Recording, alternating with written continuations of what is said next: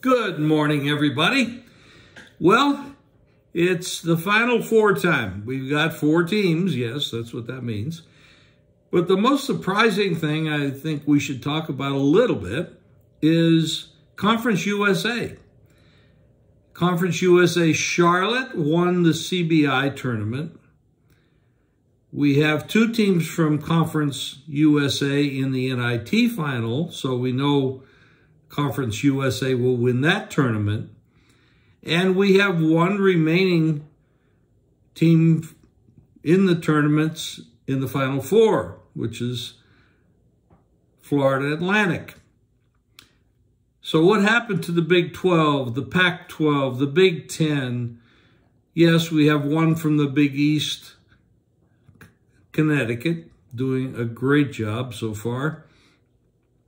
But the people that make these selections of who goes where and what the seating is and everything, they don't know what the hell they're doing. It's all politics. The best teams are not necessarily the teams you think they are when they go in here.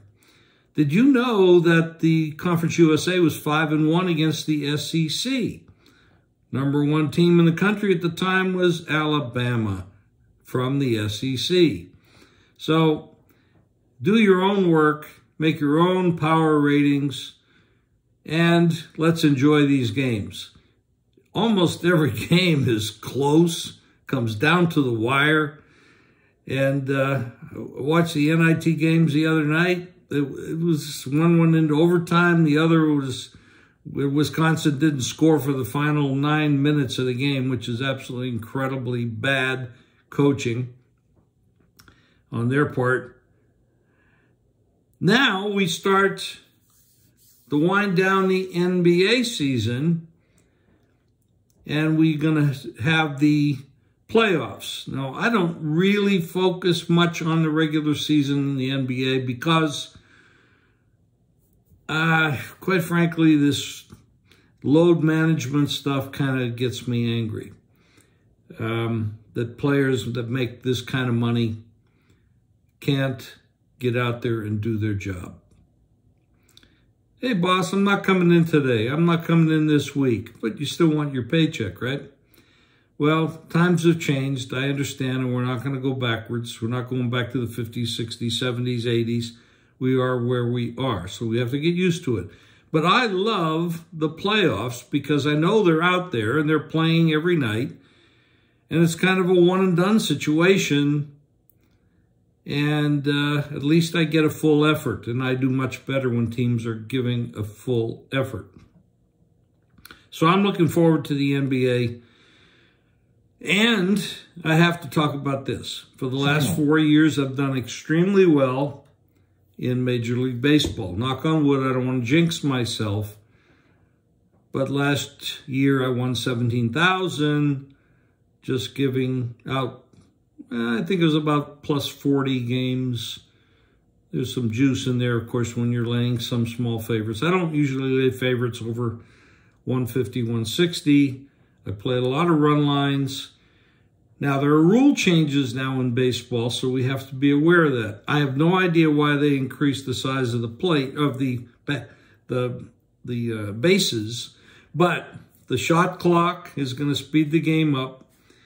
And, of course, the non-shifting is going to make a big difference, especially power hitters that are normally gets ground balls to these shifted defenses are now going to find some ways out into singles. So I'm sort of thinking we're going to get higher scoring games. Now let's look at the pitching staff. 15 seconds. Some pitchers take a long time between pitches.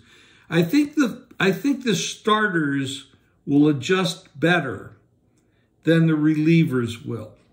And the way I say that is starters pitch. They have a multitude of pitches usually, and they're crafty. The spot pitches, etc. And they will find a way to adjust better than the relievers, at least initially. And the reason I say that is a lot of the relievers throw the ball 100, 98, 99, 100, 102. And they throw the pitch and then they walk around the mound, take a little time. That's not going to work when you have a 15-second clock. So I'm a little nervous about that change and how it's going to affect end of game.